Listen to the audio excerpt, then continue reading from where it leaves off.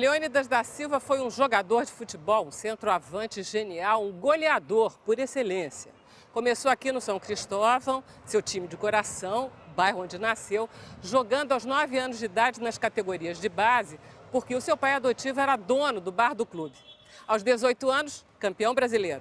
Em 1936, era tão adorado pela torcida que transformou o Flamengo no time mais popular do país. Jogou 37 vezes pela seleção brasileira e fez 37 gols. Foi então apelidado pela imprensa francesa de Homem Borracha e Diamante Negro. O chocolate Diamante Negro foi batizado em 1939 em sua homenagem. O centenário de nascimento de Leônidas da Silva, o Diamante Negro, aqui no De Lá Pra Cá. Ele e o Pelé são os dois jogadores inesquecíveis do futebol mundial. Seria um exagero dizer que Leônidas foi um dos principais pais do futebol brasileiro. Genial, genioso e incrível. Começou com todo mundo, mas acabou com uma figura singular nos nossos campos de futebol.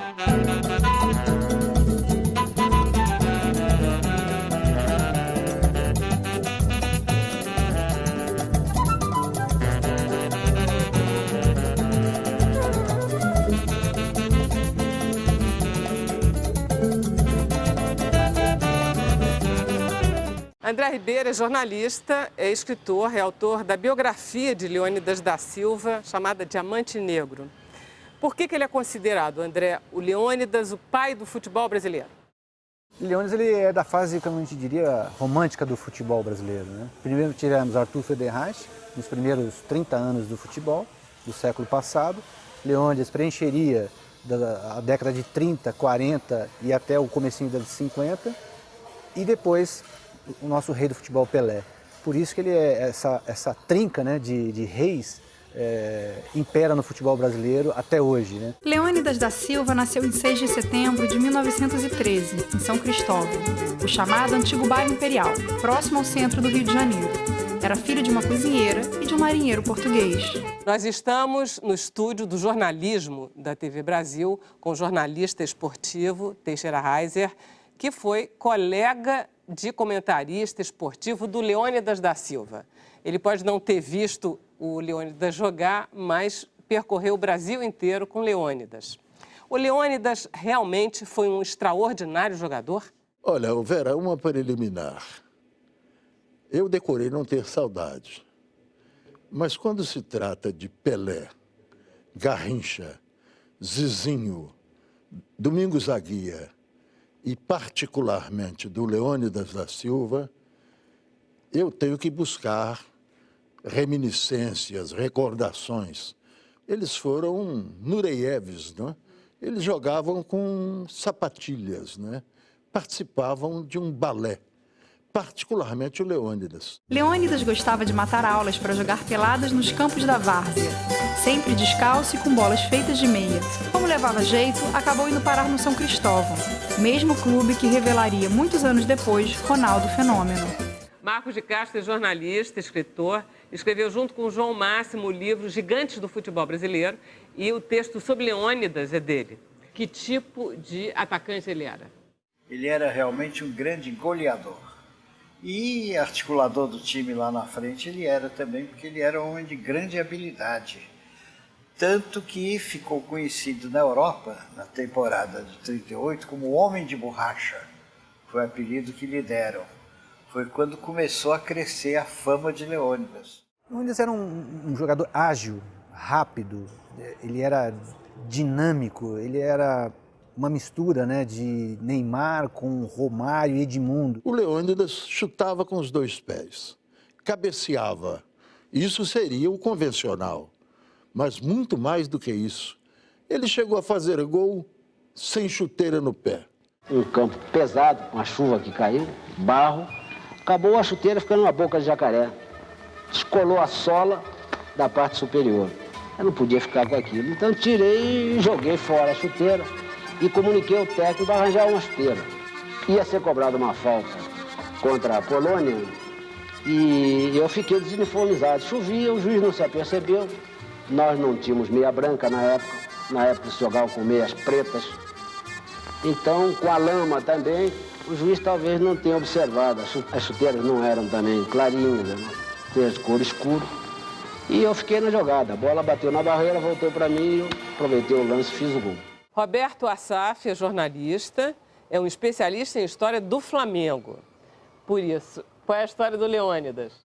Leônidas, um menino que nasceu pobre, no Rio de Janeiro, em 1913, e começou a jogar futebol, se destacou em peladas, acabou indo jogar em times pequenos, como o São Cristóvão e o Bom Sucesso, que ainda existem, e o Sírio-Libanês, que disputava o Campeonato Carioca regularmente.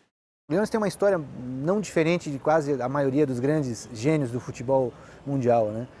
Início num lugar pobre, um começo difícil, para de estudar cedo, né? A maioria sempre para de estudar cedo. Ele, mais ainda, em especial, porque ele tinha uma mãe que era uma empregada doméstica, que vivia na casa de uma família do Rio de Janeiro. O pai dele perdeu cedo e ele, sem essa coisa da família ao lado, ele jogou toda a energia dele dentro do mundo do futebol. Ainda aos 17 anos, Leônidas foi contratado pelo Sírio-Libanês e aos 18 se transferiu para o Bom Sucesso. Para se transferir, exigiu uma calça de veludo e 2 ternos completos. Eram outros tempos. Ele acabou sendo convocado para a seleção brasileira, ele era jogador do Bom Sucesso. O Brasil foi jogar em Montevidéu contra o Uruguai. Um jogo da Copa Rio Branco, que é a atual Copa América, vamos dizer assim, né, para trazer para os tempos atuais, ele foi junto com esse grupo de negros e acabou se consagrando. O Uruguai era campeão do mundo, né? E o Brasil venceu por 2-1. Ele fez algum gol nesse jogo? Ele fez 2 gols. E aí ele passa a ser cobiçado por grandes clubes. E ele vai ser contratado pelo Peñarol, que é o clube mais popular do Uruguai, né? E vai jogar uma temporada no Peñarol. E lá, com o frio intenso, é um frio muito maior, né, no Uruguai, ele acaba não indo tão bem. E mais, influenciado também pelas noites em Montevidéu, influenciado pela distância da mãe, a saudade da mãe. Isso tem relatos dele dizendo que ele não se deu bem lá por causa desse conjunto de fatores que ele teve que conviver. Quando ele volta para o Brasil, ele já é uma figura badalada. Volta para o Brasil para jogar no Vasco.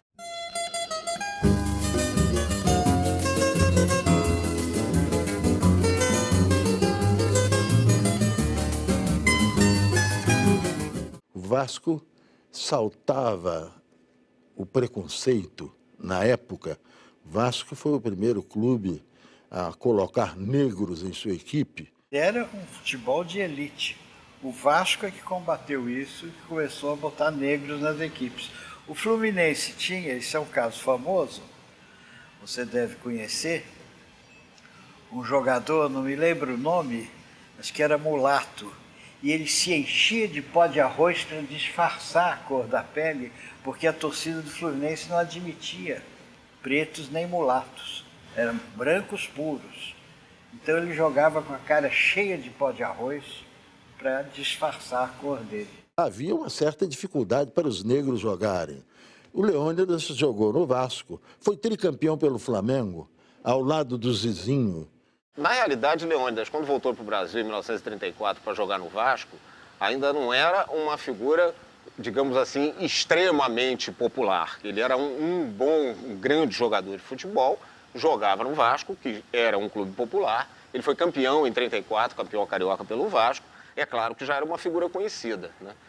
Depois ele vai se transferir para o Botafogo. Do Botafogo ele vai sofrer, evidentemente, mais discriminação racial, porque o Botafogo, a exemplo do Flamengo, eram 2 clubes, a exemplo do América e também do Fluminense, que ainda tinham uma resistência a jogador negro.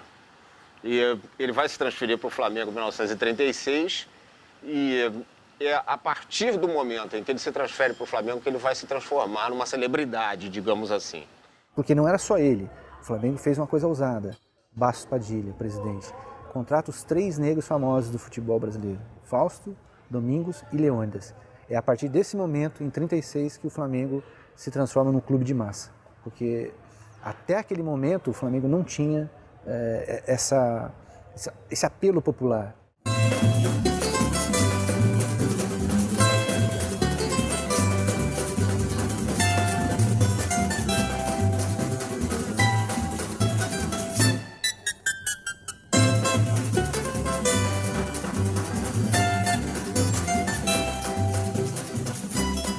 uma época em que não existia televisão e que não existia um campeonato nacional, nenhum tipo de competição nacional. Então o Campeonato Carioca era algo fantástico para aquela época. E ele venceu 2 ou 3 torneios assim, sem muita importância. Um deles é o chamado Torneio Aberto pelo Flamengo e foi campeão carioca em 39, que é o grande título dele no Flamengo. Se fosse hoje, diriam que isso não tem muita importância, mas para a época tinha muita. Essas químicas a gente não sabe bem como é que se deu, mas deu-se uma química forte, violentíssima. Ele ficou um garoto do Flamengo. Ao Flamengo ele associou realmente seu nome em definitivo. Acho que, além do Flamengo, o que vai fazer a diferença para tornar Leônidas uma figura extremamente popular, e quanto mais popular, mais polêmica, evidentemente, a participação de Leônidas na Copa de 38 na França. O Leônidas foi para a Copa de 38 e ele já era um grande jogador aqui, quer dizer, as esperanças do Brasil estavam depositadas nele. E como foi isso? Ele saiu daqui primeiro para uma Copa pouco expressiva, que foi a de 1934, quando o Brasil foi eliminado pela Espanha num jogo só. A seleção contrata o Leônidas para jogar a Copa do Mundo em 34, que é uma grande decepção, porque existia uma briga política entre São Paulo e Rio de Janeiro, quem mandaria no futebol. Os cariocas ganham e eles acabam indo para a Copa de 34 só com jogadores do Rio. Leônidas, um deles, fez um gol, o único gol brasileiro, no único jogo que o Brasil disputou na Copa de 34. Na Copa seguinte, a fama definitiva. Leônidas foi o artilheiro do Mundial de 1938 na França, com 8 gols. Apesar disso, o Brasil ficou em terceiro lugar. O Leônidas foi disputar essa Copa. O Brasil ganhou todos os jogos menos um. Por coincidência, esse um foi o jogo que o Leônidas não disputou. Infortunadamente, desgraçadamente, ele não disputou porque ele estava contundido. A de 38 teve uma importância gigantesca, não só pelo fato do Brasil ter chegado em terceiro lugar, o que era uma coisa fantástica para aquela época, né? Em se tratando de futebol brasileiro, que era praticamente, não era o futebol brasileiro que era desconhecido no exterior, era o Brasil. Muita gente até hoje acha que o Brasil fica na África, imagina 1938. Mas pelo fato dele ter sido o artilheiro do campeonato, pelo fato do Brasil ter chegado em terceiro lugar e, mais do que tudo, pelo fato dessa ter sido a primeira Copa transmitida para o Brasil online. Não pela televisão, porque ela não existia, mas pelo rádio.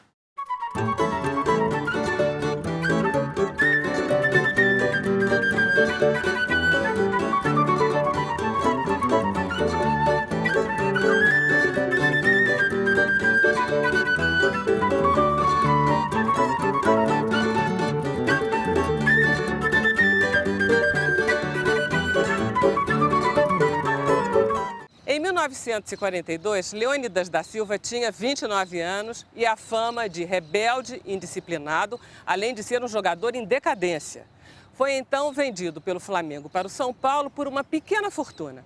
Embarcou sozinho num trem no Rio de Janeiro e quando desembarcou aqui, na Estação do Norte, lá no Brás, 10 mil pessoas o esperavam e o carregaram nos ombros até a sede do clube. Seu primeiro jogo foi aqui no Pacaembu contra o Corinthians e atraiu o maior número de pagantes até hoje. Foram mais de 72 mil pessoas. Em São Paulo, Leônidas deu a volta por cima. Foi campeão 5 vezes pelo seu clube e foi feliz. Certa vez, no Rio de Janeiro, ao repórter que o entrevistava e que perguntava por que ele olhava tanto o relógio, Leônidas respondeu: "É que eu quero pegar o último voo. Eu quero voltar para casa. Eu quero ir para São Paulo."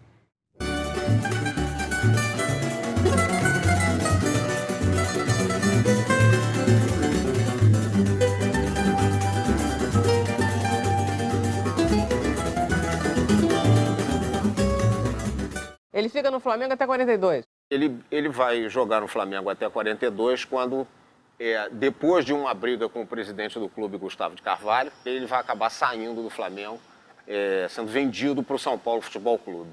Foi para São Paulo em 42 pelo preço mais alto do futebol brasileiro na ocasião. Parece que 200 contos de réis, uma coisa assim, e ganhar lá o maior salário. O Leônidas, até a negociação dele em dinheiro foi polêmica, né? Os dirigentes de São Paulo, sabendo que ele gostava de ver a cor do dinheiro, né? Corre a lenda que os dirigentes teriam levado para o Rio de Janeiro sacolas para mostrar o dinheiro. Olha, isso aqui é verdade, nós vamos pagar tudo isso para você. Foi ali que ele se convenceu de que era a hora dele sair. O clube fez um grande negócio, ficou também com grande parte desse dinheiro e fecharam, sacramentaram e Leônidas acabou acontecendo o que quase ninguém no Rio de Janeiro imaginava. O Leônidas deixou o futebol do Rio de Janeiro. Ele tinha 29 anos e chegou a ser chamado de bonde por conta da idade, mas logo fez os críticos se calarem. Ganhou 5 títulos pelo tricolor paulista. O Corinthians e o Palmeiras dominavam o futebol paulista e o São Paulo era um clube que pretendia, que já era, que nasceu o clube como clube grande, mas pretendia rivalizar com esses dois.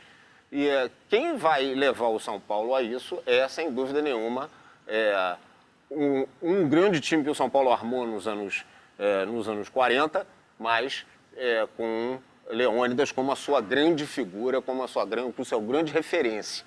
O projeto Leônidas era um projeto. O São Paulo tem muito isso, né? Eles são muito organizados, né? São profissionais em tudo que fazem. E na época eles projetaram. O São Paulo não tinha uma grande equipe. Tinha poucos anos de existência. Era um clube que nunca tinha ganho um campeonato. Tanto que existia a brincadeira que naquele ano, 43, um ano depois que o Leônidas chegou, a moeda caiu de pé. Porque normalmente sorteavam quem que vai ganhar o campeonato esse ano, Palmeiras ou Corinthians? E naquele ano a moeda caiu em pé, porque deu São Paulo.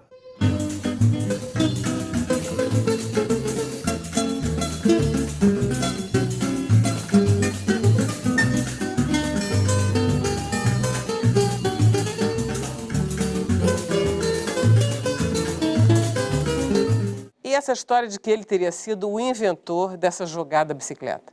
Houve um jogador chamado Petronilho que dizia que a primeira bicicleta foi dada por ele, Petronilho. Eu acho que isso aí é muito parecido com a história de quem inventou o avião.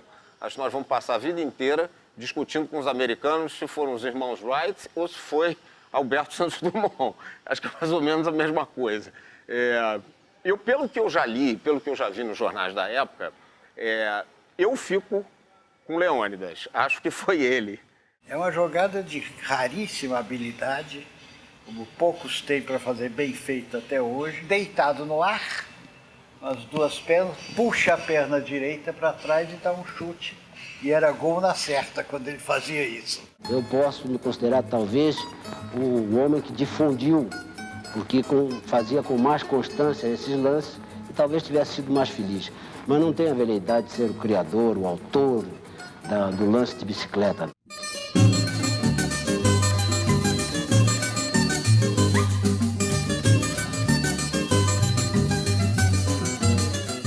Como foi esse apelido Diamante Negro? O Diamante Negro foi um apelido colocado pelo Paris Match, um jornal francês que todo mundo sabe, e que se ajusta perfeitamente àquele estilo do Leônidas. Era um diamante realmente negro, não é? E mais tarde até uma fábrica de chocolates contratou o Leônidas e passou a usar esse diamante negro como um símbolo para o seu produto.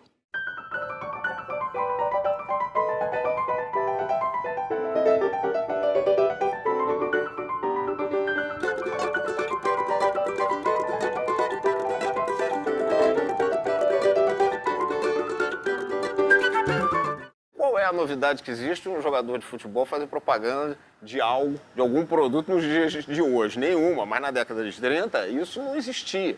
E ele acaba sendo talvez um precursor nesse segmento de garoto propaganda, né, de produto, como jogador de futebol. Ele passa a ser assediado, né, por todo mundo para fazer propagandas, para participar de campanhas, tal. Isso tudo numa forma embrionária, né? Isso tudo não existia no futebol.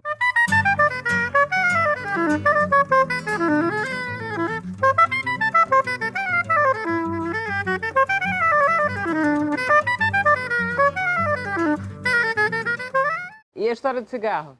Depois da Copa do Mundo de 38, os cigarros Magnolia, claro, não existem mais, fizeram um concurso para saber quem era, na opinião do povo, o maior jogador do Brasil.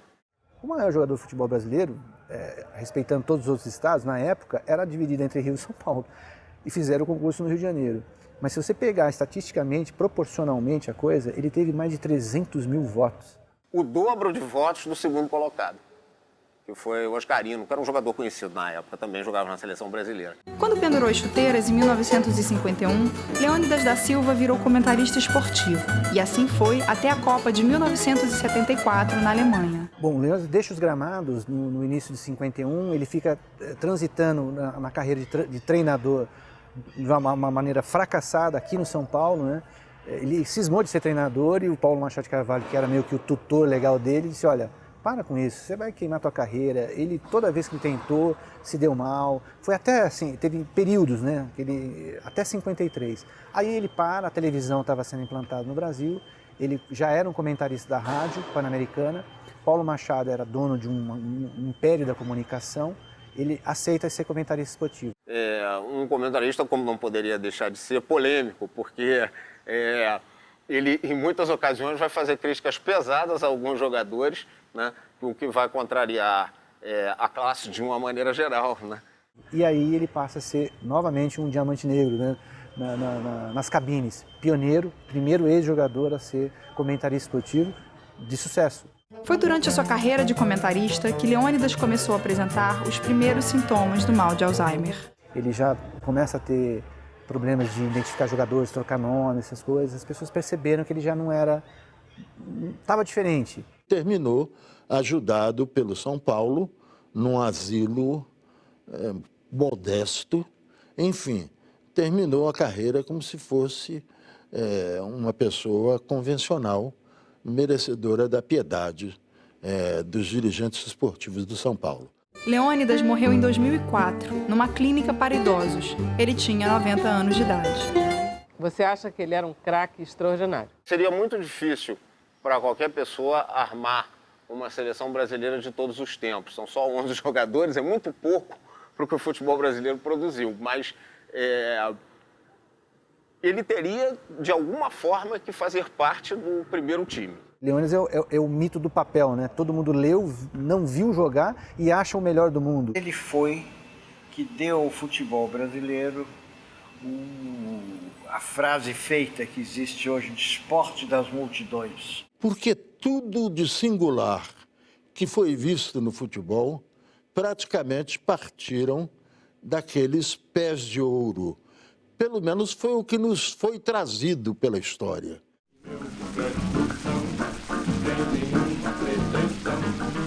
Não vou falar de amor, vou mostrar um campeão. Vou falar de futebol, não vou contar anedota. Vou falar de um brasileiro, que é o dono da pelota. Leônidas nasceu e cedo deixou a escola, porque seu claro caminho era o caminho da bola.